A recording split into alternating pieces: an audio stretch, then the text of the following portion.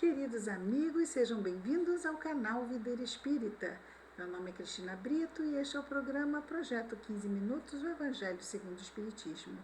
Aqui estudamos diariamente a terceira obra básica da doutrina espírita, codificada por Allan Kardec, o Evangelho segundo o Espiritismo. E hoje é um dia especial. Ah, sim, hoje é. Hoje é o nosso último programa do Evangelho segundo o Espiritismo dentro do projeto 15 Minutos.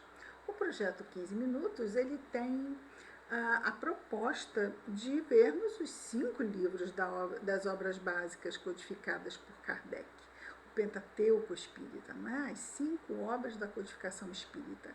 Começamos pela terceira, como diariamente aqui lembramos, mas vamos começar amanhã com a primeira, o Livro dos Espíritos.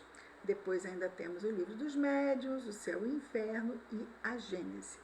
Começamos pelo Evangelho segundo o Espiritismo, porque essa é a base moral. Tudo que aprendemos, aprendemos com o fim de melhorarmos a nossa qualidade moral no uso do livre-arbítrio. Sendo assim, o Evangelho é roteiro mestre. Roteiro mestre, trazido pelo mestre para as nossas vidas.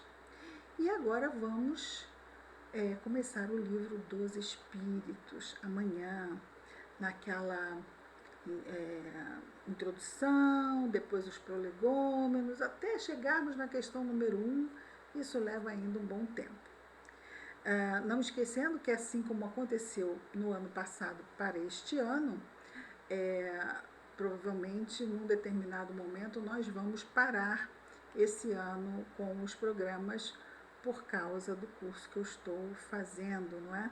Estamos agora em férias e por isso estou podendo retornar. Retornamos agora em junho, se eu não me engano. E eu retorno em outubro, ainda tem um bom tempo pela frente, então ainda temos muitos estudos pela frente. Mas vamos lá, hoje nós vamos ver o início do capítulo 28 do Evangelho segundo o Espiritismo, que é o capítulo que fala da coletânea de preces espíritas. E já dissemos ontem que não vamos entrar nas preces propriamente ditas. Quem tiver interesse pode ir lá, são preces em vários contextos, pelos sofredores, pelos desencarnados, então são pelos que se arrependem. Nós vamos ver aqui do capítulo 28 o preâmbulo, que é o item 1 do capítulo 28, coletânea de preces espíritas. Nos diz Kardec, então: os espíritos sempre disseram: a forma não é nada, o pensamento é tudo, é a essência, não é? Orai cada um segundo as vossas convicções e o modo que mais vos toca. Um bom pensamento vale mais que numerosas palavras estranhas ao coração. É aquela historinha do Zé, né? Oi, Jesus, eu sou o Zé. Então, um bom pensamento vale mais do que numerosas palavras estranhas ao coração, ou seja, não sentidas. Os espíritos não prescrevem nenhuma fórmula absoluta de preces. Quando as dão, é para fixar as ideias e, sobretudo, para chamar a atenção sobre certos princípios da doutrina espírita. É também com o objetivo de ajudar as pessoas que têm dificuldades de expressar suas ideias, porque existem as que não creem ter realmente orado, se seus pensamentos não foram formulados. Isso é bastante interessante. Então, olha, outro objetivo desse capítulo, dessas preces, é ajudar as pessoas que têm dificuldade para expressar suas ideias, porque existem as que não creem ter realmente orado se seus pensamentos não foram formulados. Então, muitas vezes, pode-se ficar, não é, dentro de uma ideia de agradecimento. Senhor, obrigado por isto, obrigado por aquilo. Uma coisa simples, mas tem pessoas que não conseguem ter ideias mais facilmente, ficam muitas vezes assim, com dificuldades de trazer à tona o que vai dentro de si. Acontece. Às vezes pode ser um período, às vezes pode ser uma dificuldade maior, e muitas pessoas não têm essa dificuldade. Cada um de nós é diferente do outro, não é? E graças a Deus que é assim.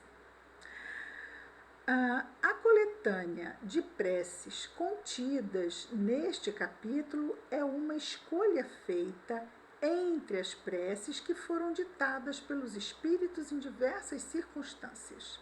Eles ditaram outras, em outros termos, apropriadas a certas ideias ou a casos especiais. Mas pouco importa a forma, se o pensamento fundamental é o mesmo. O objetivo da prece é elevar nossa alma a Deus. A diversidade das fórmulas não deve estabelecer nenhuma diferença entre aqueles que nele creem, em Deus, e ainda mesmo entre os adeptos do Espiritismo, porque Deus as aceita, as fórmulas das preces de cada um. Aceita todas as preces quando são sinceras. Então não é a forma, é a sinceridade, é a essência, como ele disse antes.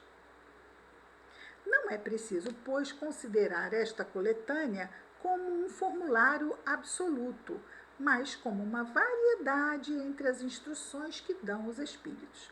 É só uma ferramenta de facilitação, se houver necessidade por alguém.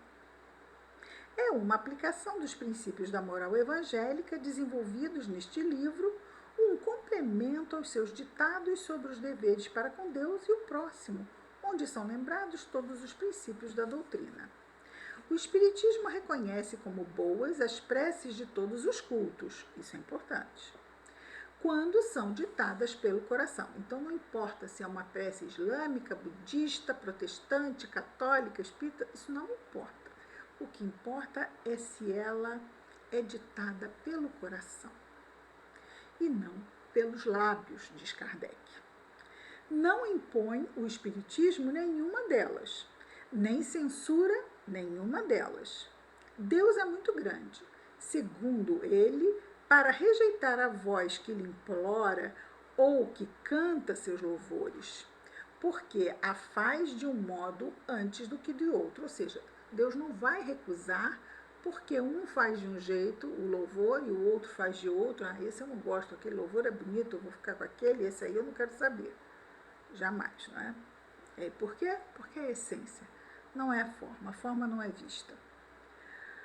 Todo aquele que lançasse anátema, ou seja, uma maldição contra as preces que não estão no seu formulário, ou seja, do jeito que eu gosto, provaria que desconhece a grandeza de Deus. Não, isso não é prece, por quê? Porque prece tem que ser assim, assim, assim, assim. De novo, estamos reforçando a forma, não o fundo, não a essência.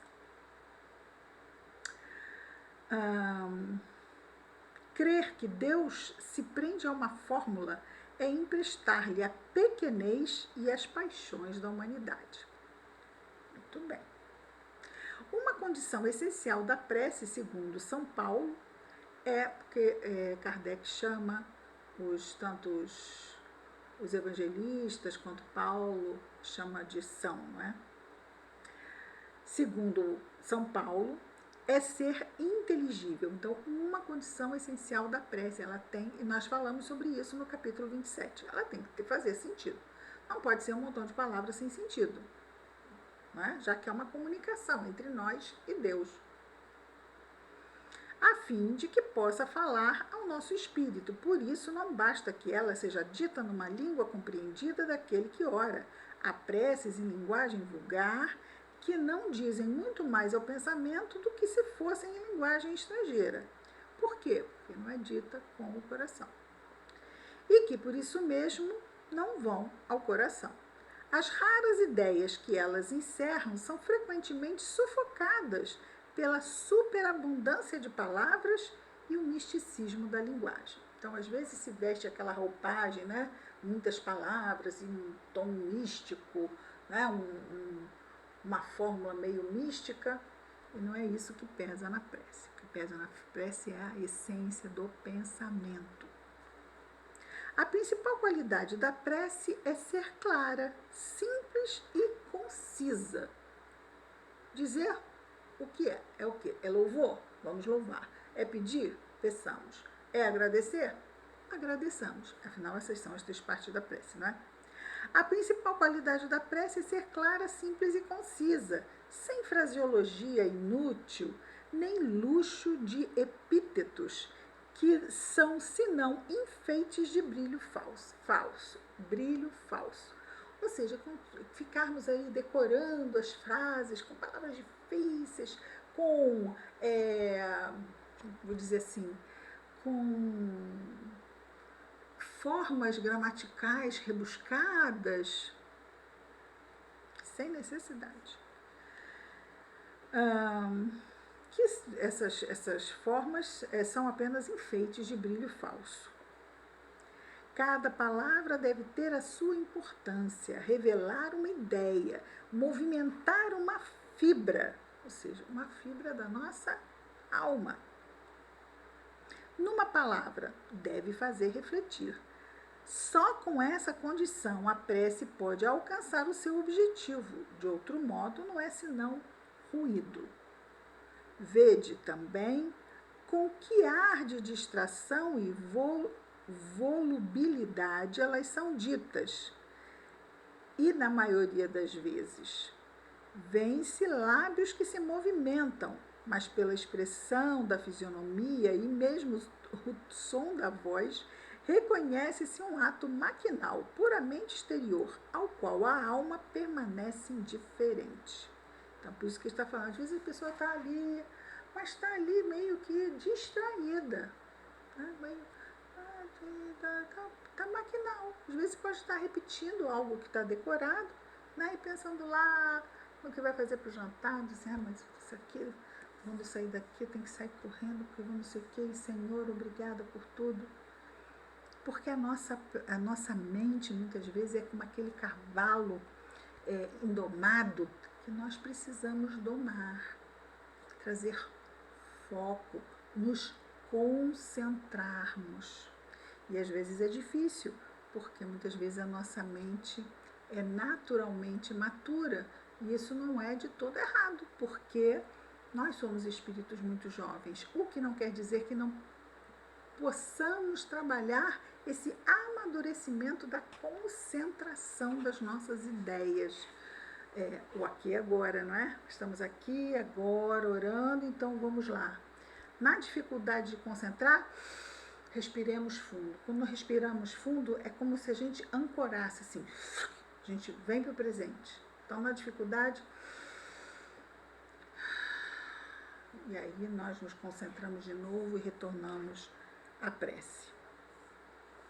As preces reunidas nesta coletânea estão divididas em 5 categorias: preces gerais, preces para si mesmo, prece pelos vivos, prece pelos mortos e preces especiais para os doentes e obsidiados. E dentro disso ainda tem outras subgradações.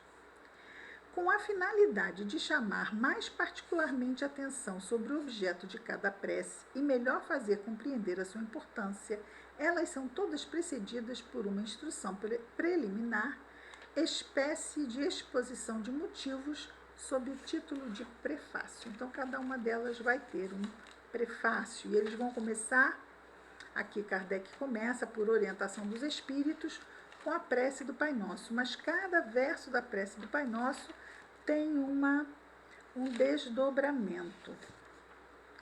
Então, depois temos reuniões espíritas, pelos médiuns, depois preces para si mesmo, aos anjos guardiões e espíritos protetores, para afastar os maus espíritos, para pedir a corrigenda de um defeito, para pedir a força de resistir a uma tentação, ação de graças pela vitória obtida sobre uma tentação, para pedir um conselho, ação de graças por um favor obtido, nas aflições da vida, ato de submissão e de resignação, num perigo iminente, ação de graças depois de ter escapado de um perigo, no momento de dormir, na previsão da morte próxima, Prece pelos outros, por alguém que esteja em aflição, ação de graças por um benefício concedido a alguém, por nossos inimigos e pelos que nos querem mal, ação de graças pelo bem concedido aos nossos inimigos, pelos inimigos do Espiritismo, por uma criança que acaba de nascer, por um agonizante, preces por aqueles que não estão mais na terra, por alguém que acaba de morrer, pelas pessoas a quem tivemos afeição, pelas almas sofredoras que pedem preces, por um inimigo morto, por um criminoso, por um suicida, pelos espíritos arrependidos. É prece, muita prece, né? E então fica aí o convite para quem tiver curiosidade de conhecer essas preces. E aqui damos por concluído esta missão. A primeira fase do nosso projeto 15 minutos está concluída. Estamos extremamente felizes e agradecidos a Deus. E vamos fazer assim, já que terminamos com pedir obtereis, vamos fazer uma prece de agradecimento pela conquista, não é? De termos chegado ao final do estudo do Evangelho segundo o Espiritismo, 15 minutinhos por dia. Querido Jesus, obrigado, Senhor, pela bênção de estudarmos a doutrina espírita. Como ela nos ajuda a entendermos o Evangelho que trouxeste até nós, Senhor. Obrigado, Senhor. Muito obrigado. Pela oportunidade de estudarmos juntos aqui nesse projeto. Ajuda-nos, Senhor, a estarmos atentos. Ajuda-nos, Senhor, a essa nova fase que está para começar com o Livro dos Espíritos. Abençoa, Senhor, a todos nós desta humanidade. Que estejamos sempre atentos, Senhor, sempre buscando a prece. Que as tuas bênçãos estejam em nós e entre nós, Senhor Jesus, hoje e sempre. Graças a Deus. É isso, queridos amigos. Amanhã estaremos de volta com mais um programa, Projeto 15 Minutos, o Livro dos Espíritos. Que Jesus nos abençoe a todos. Muita paz.